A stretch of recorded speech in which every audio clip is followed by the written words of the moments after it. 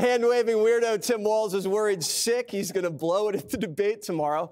The VP nominee is apparently fighting off nerves and is terrified he will embarrass his potential future boss after admitting to Kamala that he's a bad debater. CNN reportedly, quote, Walz constantly comes back to how worried he is about letting Harris down. He doesn't want Harris to think she made the wrong choice. But here's one thing he hasn't let Harris down on, his ability to dodge the press. The Atlantic calling out the Minnesota governor's lack of media availability, comparing him to being trapped in a campaign bubble wrap. Just want to let the audience know Greg Gutfeld said something incredibly inappropriate to me before that script. And that was pretty mild. It was pretty normal. Yeah. Well, then you're just a jerk. When you hear him saying he's worried he's going to let her down, how do you see that? It's bullshit. Plain and simple. This is the lamest op I've seen in months.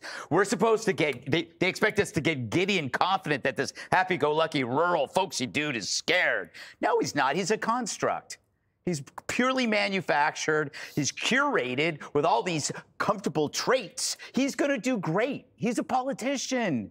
Vance isn't a politician. Vance is deep. He writes. This guy, you know, he's a poor man's, who's the guy who used to throw the confetti around? Don King. I'll go with Don King. So you're saying he's going to aw shucks his way through the debate? Yeah. This isn't real. This is so painful to actually even address because it's so fake. Well, we're going to be addressing it a lot in the next 48 hours because there's a big debate, Dana. Yes, I'm looking forward to it. There's very clever efforts by the Walz campaign to lower expectations, to be like, oh, J.D. Vance is a lawyerly genius, and I'm going to do terrible, and I'm so afraid I'm going to disappoint her, because they hope that he does better. But when they rolled him out and chose him over Josh Shapiro of Pennsylvania, they said, oh, part of the reason is because he's got such great media skills. And then immediately they shoved him back in the closet. And I can't tell if it's because they're afraid he's going to outshine her, because she's apparently very sensitive to that, or because he's actually really bad, or the third alternative is they just want to play not to lose rather than try to win. But tomorrow night it will be exposed. Rip Taylor. Rip Taylor. He's a poor man's Rip Taylor. Look at it. By the way, they want him to be the underdog. That's why they're doing this. Right. I don't even know who Rip Taylor is. You should. Look him up. You look a lot like him up. You look him up. Do you believe that your guy, Walz, is lowering expectations, or do you think he's honestly a nervous wreck, Jessica? I think two things can be true. Yeah. Everyone wants to lower expectations before a debate, because if it goes fine, then you look godly. And if it goes just fine, then you're still fine. But it was, if the reporting is accurate, one of his concerns or confessions during the vetting process to Harris's team was that he doesn't think he's a great debater. And J.D. Vance is not, I don't know how to say this nicely. J.D. Vance comes off awful most of the time, but he is a very smart guy, and I imagine is a pretty good debater.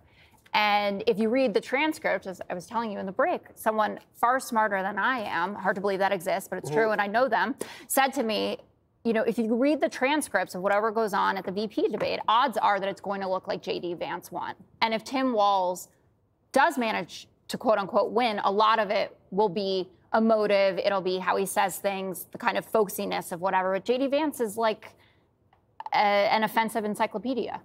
But he's warmed up. I mean, he's been doing a lot of contentious interviews. He's going to be ready to play. I mean, Walz hasn't done any contentious interviews. Yeah, he runs away. Walz runs away from the media. But you know what I think? I think the reason that Walz is worried is because he doesn't want Kamala to think that he was the wrong choice. But here's the problem. The real problem is he himself doesn't know what Kamala thinks, because he doesn't know whether it's before she ran for president or while she ran for president, or what it was somebody said that now she supports. He doesn't know what she stands for. That's why he's scared. Jesse, yes. I heard that the Walz campaign is actually calling in Jeffrey Toobin because he's a master debater. Greg. All right. And Greg called me a pervert before the show. Sabrina Carpenter is very pretty. For 12 I like her music. Yeah. I don't know how she looks. I'll bet you don't. Up next. The next time, you're not allowed to talk anymore, Judge. The next time you call out sick, your boss might come knocking at your door. Click here to subscribe to the Fox News YouTube page to catch our hottest interviews and most compelling analysis. You won't get it anywhere else.